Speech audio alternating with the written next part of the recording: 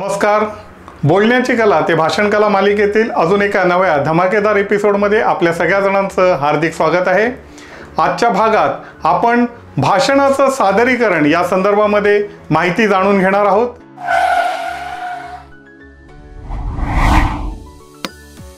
आमच्या घराच्या जवळच एक मोठं मैदान आहे आणि एका वर्षी संध्याकाळी थोडासा उशिरा मी तो दहीहंडीचा उत्सव बघण्यासाठी गेलो. मैदानामध्ये त्यावेळेला माझगावचं ताडवाडी मित्रमंडळाचे अनेक कार्यकर्ते जमले होते.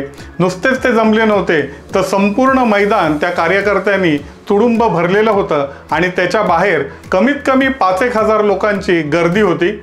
ताडवाडी मित्रमंडळाच्या अध्यक्षांनी जाहीर केलं की जगातील सगळ्यात मोठा मानवी मनोरा हा 9 थरांचा आणि आम्ही त्या 9 थरांची आज बरोबरी करणार आहोत. सगळीकडे उत्सुकता होती आणि साधारणपणे 15-20 मिनिटांनी त्यांनी त्यांचे मनोरे लावण्यासाठी सुरुवात केली.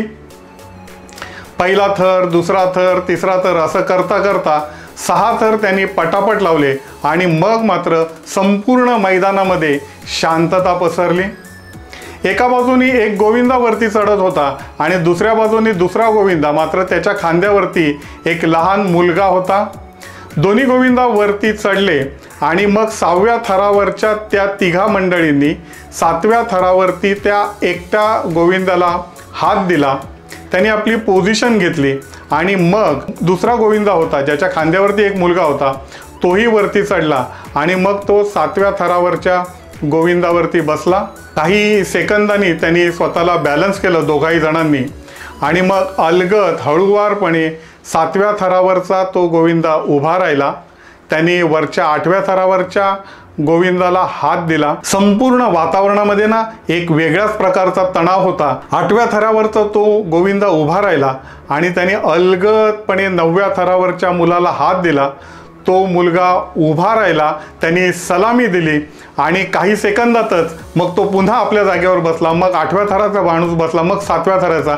हळूहळू गोविंदाचा मनोरा जो होता तो त्यांनी उतरण्याला सुरुवात केली आणि सगळे गोविंदा खाली उतरल्याच्या नंतर जो काही जल्लोष झाला मैदानामध्ये तो तर अवर्णनीय होता. एक जागतिक विक्रम मी स्वतःहून बघितला होता. त्या ताडवाडी गोविंदा पथकाचे एक माजी पदाधिकारी आमच्या भारत पेट्रोलियममध्ये कामाला होते आणि त्यांना आम्ही सगळेजण सावंत गुरुजी म्हणून ओळखत होतो. दुसऱ्या दिवशी संपूर्ण पेपरमध्ये ह्या बातम्या आल्या होत्या की ताडवाडी मित्रमंडळाने 9 थर रचले आणि काही वेळाच्या नंतर जोगेश्वरीचं जय जवान गोविंदा पथक आहे त्यांनीही या विक्रमाची बरोबरी केली. म्हणजे एका दिवशी 2 जागतिक विक्रम हे ठाण्याच्या वर्तकनगरमध्ये झाले होते. सावंत गुरुजी सांगत होते की आमच्या गोविंदा पथकातले अनेक जण जे आहेत ते वर्षभर व्यायाम करत असतात आणि गोविंदाच्या साधारणपणे 1-1.5 महिना अगोदर त्यांचे मनोरे रचण्याची प्रॅक्टिस सुरुवात होते. पण हे जरी एका बाजूला खरं असलं तरी तुम्हाला सांगतो की मेहनत तुम्ही कितीही करा, त्या दिवशी म्हणजे प्रत्यक्ष गोविंदाच्या दिवशी त्यावेळेला तुमच्याकडे जेमतेम 3 वेळा तुम्हाला संधी दिली जाते आणि त्या संधीमध्ये तुमची जी क्षमता आहे ती तुम्हाला सिद्ध करायची असते. आणि मला ह्या सगळ्या गोष्टींचं थोडंसं आश्चर्य पण वाटलं, पण ही वस्तुस्थितीसुद्धा आहे की तुम्ही मेहनत किती करता याला महत्त्व आहेच, पण तुम्ही सादर काय करताय या गोष्टीला त्याहीपेक्षा जास्त महत्त्व आहे. कोणतीही कला, मग ती वाद्यवृंद असेल, नृत्य असेल, गायन असेल, अभिनय असेल, ह्या सादरीकरणाच्या कला आहेत आणि म्हणूनच आज आपण भाषण कलेचं सादरीकरण हा विषय समजून घेणार आहोत.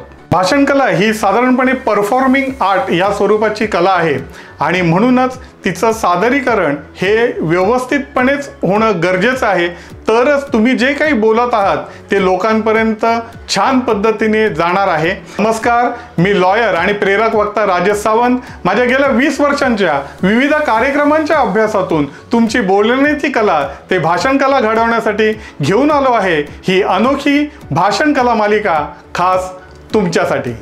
भाषण कलेतील या प्रमुख 5 गोष्टींची माहिती तुम्हाला असणं अत्यंत गरजेचं आहे. पहिली गोष्ट म्हणजे तुमचा पेहराव. कार्यक्रम ज्या पद्धतीचा आहे त्याला अनुरूप हे तुमचे कपडे असणं खूप गरजेचं आहे. एखादी राजकीय सभा आहे आणि तिथे तुम्ही टाय ब्लेझर घालून गेलेत, अजिबात चालणार नाही.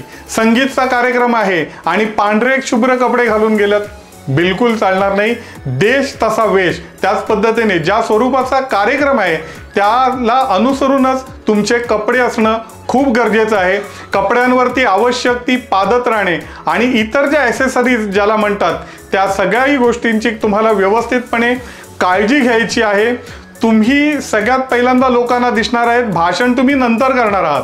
त्यामुळे तुमचं प्रेझेंटेशन हे तुमच्या कपड्यांवरती अवलंबून आहेत. रुबाबदार कपडे हा तुमचा आत्मविश्वास वाढवणार आहेत आणि तो आत्मविश्वास तुम्हाला तुमची भाषण कला जी आहे ती समृद्ध करणार आहे. तुम्ही जे विचार लोकांपुढे मांडणार आहेत ते व्यवस्थितपणे पोचायचं असेल तर कपड्यांना खूप मोठं महत्त्व आहे. माझी दुसरी जी टीप आहे ती म्हणजे तुमची उभं राहण्याची पद्धत. ज्या ठिकाणी पोडियम आहे त्या ठिकाणी तुम्ही पोडियमला चिटकून अजिबात उभं राहायचं नाही आहे. थोडंसं अंतर तुमच्यामध्ये आणि पोडियममध्ये असणं गरजेचं आहे.